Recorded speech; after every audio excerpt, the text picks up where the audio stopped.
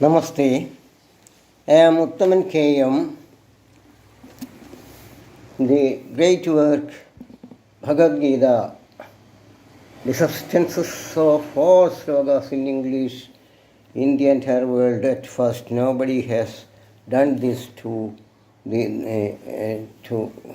the entire world. I hope it must be reached everywhere in the entire world. So എല്ലാവരും ഇത് like ചെയ്യണം, share ചെയ്യണം, subscribe ചെയ്യണം. Subscribe ചെയ്യാത്തവർ subscribe ചെയ്യണം ഞാൻ അഭ്യർത്ഥിക്കുകയാണ്. ഇത് നിസ്സാര കാര്യമല്ല. 10 വർഷത്തെ കഠിന പ്രയത്നമാണ്. ഞാൻ എൻ്റെ സ്വന്തം എനിക്ക് ഇതിനൊക്കെ നിർദ്ദേശം നൽകിയത് എന്നെ ഇവിടെ വയറളം കുന്നിന്മേലുണ്ടായിരുന്ന സ്വാമിജിയാണ് എനിക്ക് ആദ്യമേ അതിനുള്ള ഒരുക്കങ്ങളൊക്കെ അദ്ദേഹം തന്നെ ഞാൻ അറിയാതെ അറിഞ്ഞുകൊണ്ടോ ചെയ്തിട്ടുണ്ട്. എന്നെ പൂർണ്ണമായും സ്വാമികൾ സമാധിയായെങ്കിലും ഇപ്പോഴും എന്നെ നയിച്ചു കൊണ്ടിരിക്കുന്നത് സ്വാമികൾ തന്നെയാണ്. അതുകൊണ്ട് എല്ലാവരും ഭക്തന്മാരായ നിങ്ങൾ ഒക്കെ ഭക്തരായാലും ഇത് വിജ്ഞാനമാണ്, ജീവിതത്തിൻ്റെ വിജ്ഞാനമാണ്. ഇത് കേൾക്കെങ്കിലും ചെയ്യണം. കേൾക്കുന്നത് തന്നെ കേട്ടാൽ തന്നെ വായിക്കുന്നതിന് സമാനമായ ഫലം ലഭിക്കും എന്നാണ് ഭഗവാൻ കൃഷ്ണൻ പറഞ്ഞിരിക്കുന്നത്. അതുകൊണ്ട് നിങ്ങൾ ഇതൊക്കെ സബ്സ്ക്രൈബ് ചെയ്യണം. പിന്നെ ഞാൻ ചെയ്തത് 1000 വർഷമെങ്കിലും ആയിട്ടുണ്ടാവും ഒരു സംസ്കൃതത്തിലൊരു മഹാകാവ്യം വന്നത്. മുത്തപ്പൻ ആദ്യം ചെയ്തത് അതാണ്, മുത്തപ്പൻ സംസ്കൃത മഹാകാവ്യം. അതാണ് ഇങ്ങനെയുള്ള കാര്യങ്ങളൊക്കെ അങ്ങനെ വന്നു ചേരുന്നതാണ്. ഇതൊക്കെ ഞാൻ ഇങ്ങനെ പറയാതെ പറ്റുകയില്ല. എനിക്ക് പ്രധാനമന്ത്രിയെ ആയിട്ട് ക്ഷേത്രത്തിൻ്റെ കാര്യം ശ്രീരാമനുണ്ടോ എന്നൊക്കെയുള്ള ഇതിൻ്റെ പേരിലും ഭഗവത്ഗീത പ്രകാശനം ചെന്നതിനെ അയച്ചതിൻ്റെ പേരിലും ഒക്കെ ബഹുമാനപ്പെട്ട പ്രധാനമന്ത്രി ആയി എനിക്ക് ഇപ്പോൾ ഇത് വന്നു. പക്ഷേ എനിക്ക് വളരെ ചെറുപ്പത്തിൽ കുട്ടിയായിരിക്കുമ്പോൾ നമ്മൾ എനിക്ക് കാര്യമായി പബ്ലിക്കായി ഇത് പറയണമെന്ന് വിചാരിച്ചതാണ്. ഈ വായനശാലയിൽ നിന്നാണ്, EILPDയിലെ വായനശാലയിൽ നിന്നാണ് ഏറ്റവും വലിയ അദ്വിതീയനായ പാർലമെൻറ്റേറിയനും ഏറ്റവും വലിയ കമ്മ്യൂണിസ്റ്റ് നേതാവും ഉന്നതനായ കമ്മ്യൂണിസ്റ്റ് നേതാവും സാധാരണ ജനങ്ങൾക്കും പാവപ്പെട്ടവർക്കും വേണ്ടി പടപൊരുതിയ നേതാവും ഒക്കെയായ ആ വലിയ നേതാവ് AKG അദ്ദേഹത്തിൻ്റെ സ്നേഹമസൃണമായ കരസ്പർശം കുട്ടിയായിരിക്കുമ്പോൾ എനിക്ക് ലഭിച്ചതാണ്. എങ്ങനെയെന്ന് നിങ്ങൾക്കറിയണ്ടേ? ഈ EILPDയിലെ വായനശാലയുടെ ആ പുതിയ ബിൽഡിങ്ങിൻ്റെ ഉദ്ഘാടനത്തിന് AKG ആയിരുന്നു വന്നിരുന്നത്. വയലിൽ വലിയ വേദിയൊക്കെ ഒരുക്കി തയ്യാറാക്കിയിരുന്നു. AKGയുടെ ഞാൻ ചെറിയ കുട്ടിയാണ്, പ്രസംഗത്തെ പറ്റിയൊന്നും അറിയില്ല. പക്ഷേ അത് കഴിഞ്ഞ ഉടൻ തന്നെ ഇടിപൊട്ടുന്ന പോലെയുള്ള ഒരു പ്രസംഗമായിരുന്നു. ഒരു തമിഴ്നാട്ടുകാരനായ ഒരു പ്രാസംഗികൻ, പേര് കിട്ടുന്നില്ല. അപ്പോൾ അദ്ദേഹത്തിൻ്റെ പ്രസംഗം തുടങ്ങുമ്പോഴത്തേക്കും ആ ഇടിപൊട്ടുന്നതിൻ്റെ കൂടെ ഭയങ്കരമായ ഇടിപൊട്ടലും കാറ്റും മഴയും ഒക്കെ ഉണ്ടായി. സ്റ്റേജിലെ കർട്ടനും അതും സകലം എല്ലാം പാറിപ്പോയി. ഉടനെ AKGയെ എല്ലാവരും കൂട്ടിക്കൊണ്ടുപോയി വായനശാലയുടെ മുകളിൽ കൊണ്ടുപോയി ഇരുത്തി. എൻ്റെ വീട്ടുകാരൊക്കെ പരിപാടിക്ക് വന്നിരുന്നു. ഞാൻ ജ്യേഷ്ഠൻ്റെ കൈ പിടിച്ചിട്ടാണ് വന്നത്. അതേപോലെ ജ്യേഷ്ഠനും അങ്ങ് ഓടിപ്പോയി വായനശാലയിലേക്ക് പോയി. എങ്ങനെയാണെന്നറിയില്ല, ഞാൻ എൻ്റെ ജ്യേഷ്ഠൻ്റെ കയ്യിൽ നിന്നൊക്കെ വിട്ട് AKGയെ മുകളിൽ കൊണ്ടുപോയി എത്തിക്കുമ്പോൾ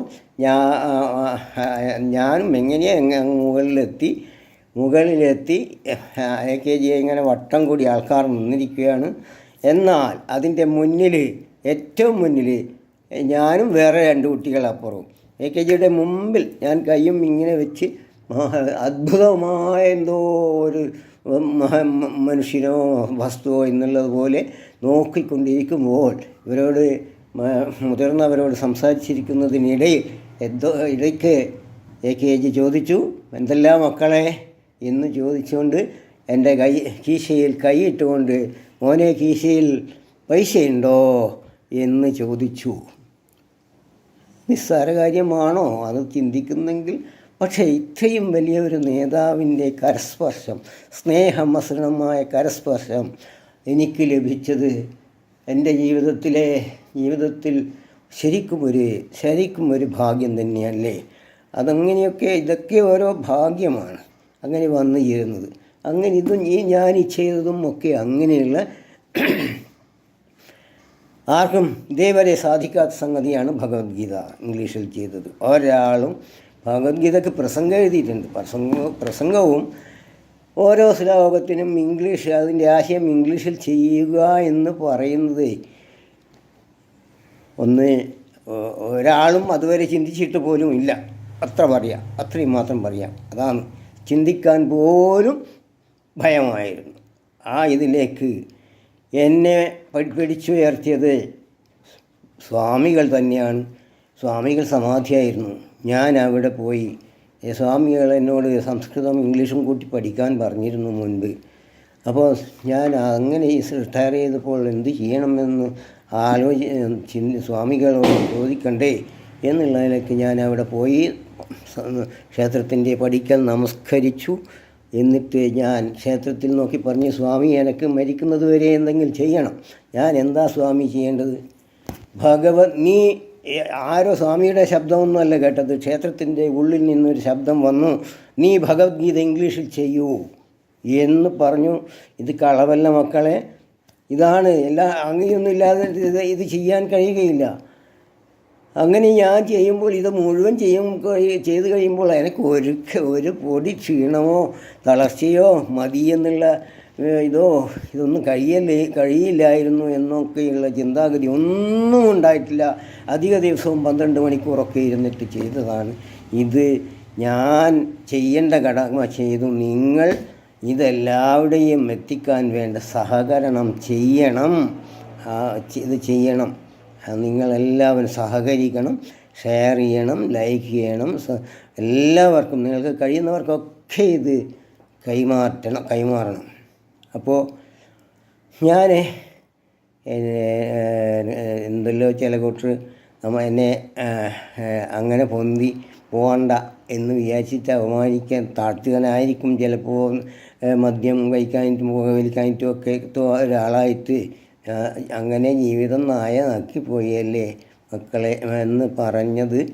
അപ്പോഴാണ് ഞാൻ ഇങ്ങനെ അപ്പോൾ അതൊക്കെ ഞാൻ അങ്ങനെ ചിന്തിച്ചു. ഞാൻ എന്ത് ചെയ്തു? ചെറിയ ക്ലാസ് മുതൽ 5ാം ക്ലാസ് ആദ്യം എല്ലാവരും കട്ടപ്പുരയിലായിരുന്നു, വാടകപ്പുരയിലായിരുന്നു താമസിച്ചത്. അതിൻ്റെ ഇടയിൽ 5ാം ക്ലാസ്സിലാകുമ്പോഴാണ് ഒരു സ്ഥലം വാങ്ങി അവിടെ ഷെഡ് കെട്ടി താമസിക്കാൻ തുടങ്ങി. അത് മുഴുവൻ കാടായിരുന്നു. അത് വഴി പോലുമില്ല. മുന്നിലത്തെ ഇടയും മുഴുവനും കാടാണ്. അങ്ങേ ഭാഗം ഭയങ്കരമായ പാറയാണ്. അങ്ങോളം പടർന്ന് കിടക്കുന്ന പാറയാണ്. മുന്നിലേക്ക് വഴിയേയില്ല. അപ്പുറത്തും ഇപ്പുറത്തുള്ള വീട് കയറി പോകണം. അതുപോലെ തന്നെ മൂഴിക്കരയിൽ നിന്ന് മഴക്കാലത്ത് ഇങ്ങോട്ട് വരുന്നവർ ഞങ്ങളുടെ പിന്നിലൂടെയോ മുന്നിലൂടെയോ അപ്പുറമുള്ള പറമ്പൊക്കെ കയറിയിട്ടാണ് പോയിരുന്നത്. ഞാൻ 6ാം ക്ലാസ് മുതൽ മുതൽ ഞാൻ കുറച്ചൊക്കെ വളപ്പിൽ കയറി കുറച്ചൊക്കെ കാട് പോക്കി അവിടെ മരച്ചീനി കമ്പുകൾ നട്ടു. അങ്ങനെ കുറച്ചൊക്കെ ആയി. ഒരു കോർണറിൽ മുഴുവനും നാഗർത്താൻകോട്ട പോലെ ഉണ്ടായിരുന്നു. അതും പോക്കണം എനിക്ക്. അപ്പോൾ ഞാൻ 9ാം ക്ലാസ്സിൽ എത്തുന്നതിന് മുമ്പേ അങ്ങനെയാണ് ഞാൻ കുറച്ച് വലുതായി. അപ്പോഴാണ് ഞാൻ അവിടെ പോയി സന്ധ്യയ്ക്ക് ദിവസവും പ്രാർത്ഥിക്കും. എന്നാ ഞാൻ നാളെ കാട് വായിക്കാൻ വരുവേ, നിങ്ങളെല്ലാവരും ഇവിടുന്ന് ഒഴിഞ്ഞ് പോയിക്കൊള്ളണേ എന്ന് പറഞ്ഞ് ഞാൻ കുറച്ചായിട്ട് കാട് പോക്കി അങ്ങനെ പോക്കി ഇതൊക്കെ കഴിഞ്ഞപ്പോൾ ഞാൻ എന്ത് ചെയ്തു, 9ാം ക്ലാസ്സിലെത്തിയപ്പോഴാണ്, വെക്കേഷനിലായിരിക്കും, ഈ ഇടയിലേക്ക് ഇറങ്ങി. നല്ല കാടാണ്, ആരും അതിൻ്റെ അപ്പുറം വലിയ ആൾക്കാർ അതിലൊക്കെ താമസിക്കുന്ന വീടാണ്. അവരൊന്നും ഇത് തൊട്ട് നോക്കിയില്ല, അവർക്ക് മുന്നിലൂട്ടി ഇറങ്ങിയിട്ട് അങ്ങ് പോകാം. അപ്പോൾ ആരും തൊട്ട് നോക്കിയിട്ടില്ല. ഞാനതങ്ങനെ കുറച്ചായിട്ട് ഇത് കാട് പോക്കിയ കുറച്ച് വലിയ മരങ്ങൾ പോലത്തതൊക്കെ ഉണ്ടായിരുന്നു. ഒക്കെ പോക്കി 9ാം ക്ലാസ്സിൽ പഠിക്കുമ്പോഴാണ് ഓർമ്മിക്കണം, എൻ്റെ ജീവിതം നായ നക്കിയോ എന്ന് നിങ്ങൾ ഓർമ്മിക്കണം. എൻ്റെ ജീവിതം എന്തായിരുന്നു ആദ്യം മുതലേ. അത് കഴിഞ്ഞ് ഇതിൻ്റെ കാടൊക്കെ ഈ പാറകൾ പടർന്ന് ഇതായി നിൽക്കുന്ന അതിൻ്റെ ഇടയിലൊക്കെ അപ്പുറവും ഇപ്പുറവും പാറകളാണ്. ഇതിൻ്റെ ഇടയിൽ ഇതിൻ്റെ തൂപ്പൊക്കെ കൊണ്ടുപോയിട്ട് അതിൻ്റെ മേലെ കുറച്ച് ചെറിയ കുട്ടക്കല്ലെടുത്ത് വെച്ച് എന്നിട്ട് മണ്ണും കോരിയിട്ട് അങ്ങോളം, ശരിക്കും പറഞ്ഞാൽ ഒരു 10-60 മീറ്ററോളം ഞാൻ തനിച്ച് 9ാം ക്ലാസ്സിൽ പഠിക്കുമ്പോൾ ഞാൻ വഴിയുണ്ടാക്കി. ഒരിക്കലും ആരും തിരിഞ്ഞു നോക്കാത്ത ആ വഴിയിൽ, പിന്നെ എല്ലാവരും അതിലൂടെ വഴി പോയി. അതിൻ്റെ ശേഷമാണ് അത് ആ നേരത്ത് താറിട്ടത്, കുറച്ച് വീതി വെച്ചു. അത് നാട്ടുകാർ നിരത്താക്കി. ഞാനും അതിൽ, ഞാൻ മാത്രമല്ല, എൻ്റെ വകയായി 5-8 ആൾക്കാർ വന്നിരുന്നു. ഞാനൊരു താഴെയുള്ള മഠത്തിൻ്റെ സെക്രട്ടറി ആയിരുന്നു, ചെറുതാണെങ്കിലും സെക്രട്ടറി ആയിരുന്നു. അവരോട് അപേക്ഷിച്ചിട്ട് 5-8 ആൾ വന്നിട്ട് രാത്രി മാക്സിമം ഇതെല്ലാം കത്തിച്ച് ഈ റോഡിന് പടിയെടുത്തിട്ടുണ്ട്. അതുപോലെ പിന്നെയാണ് താറിട്ട് കഴിഞ്ഞു. അതിന് ശേഷമാണ് ക്യാൻസർ ആശുപത്രി വരുന്നത്. അതിന് മുമ്പേ താറിട്ടിട്ടൊന്നുമില്ല, ആശുപത്രി വന്നതിൻ്റെ ശേഷം മാത്രമേ താറിട്ടിട്ടുള്ളൂ. എന്നാലും വർഷം തോറും മണ്ണൊഴിച്ച്, മഴയത്ത് മണ്ണെല്ലാം ഒഴുകി അങ്ങനെ കുഴിയെല്ലായിപ്പോവും. അതും ഞാൻ നന്നാക്കും. അങ്ങോട്ട് പോകുമ്പോൾ എന്നെ പഠിപ്പിച്ച മാഷുണ്ട്, അതിൻ്റെ അപ്പുറം ആ മാഷും കൂടി വരും. അങ്ങനെ ഞാൻ ഇങ്ങനെയെല്ലാം ചെയ്ത ആളാണ്. പിന്നെ അപ്പോൾ ആശുപത്രി വന്ന് ഇപ്പോൾ ഉള്ള ആശ്രയ ചാരിറ്റബിൾ സൊസൈറ്റിയുടെ തൊട്ടടുത്ത് വരെ ഞാൻ തനിച്ചുണ്ടാക്കിയ വഴിയാണ്. ആദ്യമായി വഴിയുണ്ടാക്കിയത് ഞാനാണ്, നടന്നു പോകാനുള്ള വഴി. അപ്പോൾ അങ്ങനെയൊക്കെയുള്ള ഇത് എനിക്ക് ഈ AKG-യുമായിട്ടുള്ള ഇതൊന്നും സംസാരിക്കണം, എവിടുന്നെങ്കിലും സംസാരിക്കണം, ആ വായനശാലയിൽ നിന്നൊരു ചാൻസ് കിട്ടിയിട്ടുണ്ടെങ്കിൽ സംസാരിക്കണം എന്നൊക്കെ ഞാൻ എത്രയോ വളരെ കൂടുതലായി ആഗ്രഹിച്ചതാണ്. ഉണ്ടായിട്ടില്ല. ഞാൻ ഇതിപ്പോൾ അതിലും വലിയ വഴിയിലേക്കാണ് ഇതെത്തുന്നത്. അപ്പോൾ പിന്നെ ചെറിയതായപ്പോൾ വെറുതെയല്ല, 7ാം ക്ലാസ്സിൽ എനിക്ക് വീട്ടിൽ ആടുണ്ടായിരുന്നു. അതിൻ്റെ ഇടയിൽ ആടിനെ പ്ലാവിൻ്റെ ചപ്പ് വിൽക്കുന്ന സ്ഥലം പെണ്ണുങ്ങൾ കൊണ്ടുപോയി വെക്കും. അവിടെ പോയി കാലത്ത് സ്കൂൾ പോകുന്നതിന് മുമ്പേ വാങ്ങിക്കൊണ്ടുവരണം. പിന്നെ 7ാം ക്ലാസ്സിൽ പഠിക്കുമ്പോൾ ഞാനും എൻ്റെ ഫ്രണ്ടും കൂടി കുറേ ആൾക്കാർ ചന്ദ്രോത്തം താഴെ വയലിൽ വെള്ളേരി എടുക്കുന്നുണ്ട്, പച്ചക്കറി എടുക്കുന്നുണ്ട്. ഞാനും എൻ്റെ സുഹൃത്തും ചങ്ങാതിയും കൂടി പോയിട്ട് അവിടെ ചേർന്ന് വെള്ളേരിയും എടുത്ത്, വെള്ളേരിയും നല്ല വെണ്ടയ്ക്കും, എത്ര നല്ല വെള്ളേരിയും വെണ്ടിയാന്നാൽ കഴിക്കുക. ആട്ടിൻ്റെ വളം പൊടിച്ചിട്ട് കൊണ്ടുപോയി ഇടും, പുണ്ണാക്കൂടും.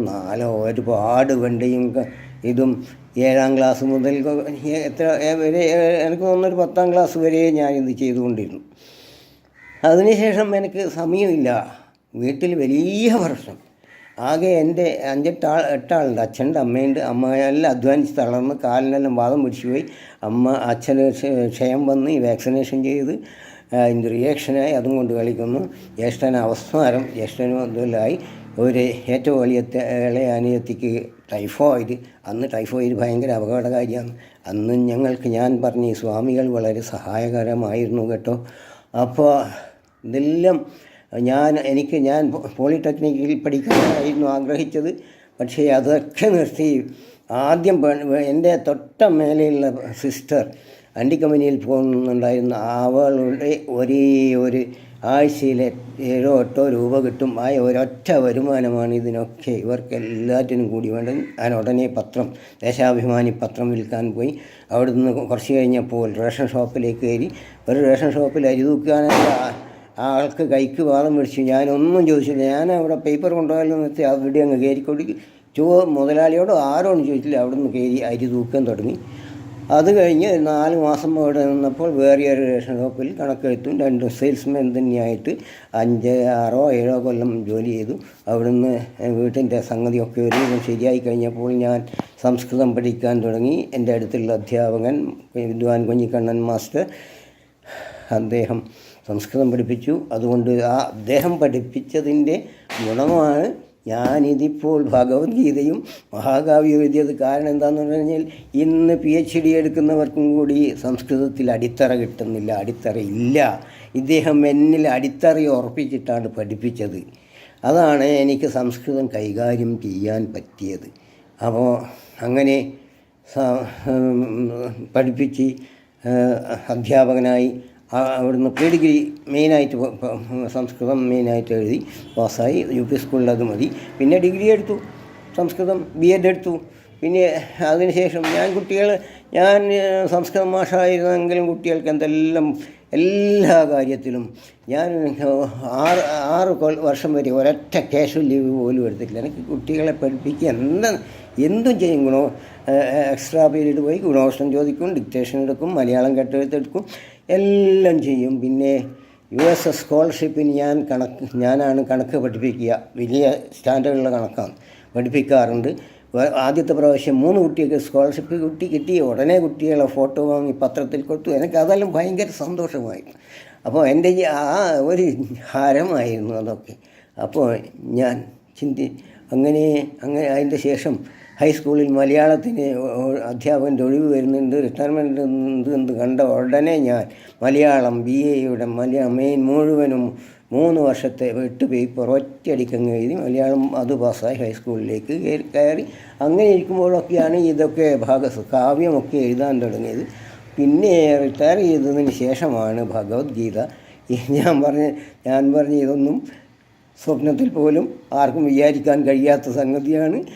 അതുകൊണ്ട് സുഹൃത്തുക്കളെ, ഭക്തന്മാരായവരെ അല്ലാത്തവരെ, നിങ്ങൾ എൻ്റെ ഉദ്യമത്തിന് വേണ്ടത്ര സഹായം ചെയ്യണം. ആർക്കൊക്കെ ഇത് ഷെയർ ചെയ്യാൻ പറ്റുമോ അതൊക്കെ ചെയ്യണം എന്ന് പറയാനാണ് ഞാനിത് ചെയ്തു. എൻ്റെ ജീവിതം നായതാക്കിയിരുന്നോ നിങ്ങൾ ചിന്തിക്കണം. അവരും ചിലപ്പോൾ ഇത് കാണുമായിരിക്കും. നിങ്ങൾ ചിന്തിക്കണേ. ഞാൻ ഇതുവരെ അതിൻ്റെ ശേഷം റിട്ടയർ ചെയ്തതിൻ്റെ ശേഷമാണ് ഇതൊക്കെ ചെയ്യുന്നത്. എന്നിട്ട് ക്ലാസ് എടുക്കുന്നു. ഇത് പുസ്തകം കൊണ്ടുവച്ചാൽ ആർക്കൊന്നും വായിച്ചാലൊന്നും മനസ്സിലാവില്ല. അതുകൊണ്ട് ക്ലാസ് എടുക്കുകയാണ് എല്ലാവർക്കും ഇത് മനസ്സിലാകണമെന്ന് വേണ്ടിയിട്ട്. ക്ലാസ്സിൽ മലയാളവും പറയുന്നു. അതാണ് യൂട്യൂബിലെ ഇതാണ് എല്ലാവരും എത്തിക്കേണ്ടത് എന്ന് ഞാൻ അഭ്യർത്ഥിക്കുന്നു, പ്രാർത്ഥിക്കുന്നു. നമസ്തേ. ഞാൻ നിർത്തുന്നു. ഭഗവാനെ.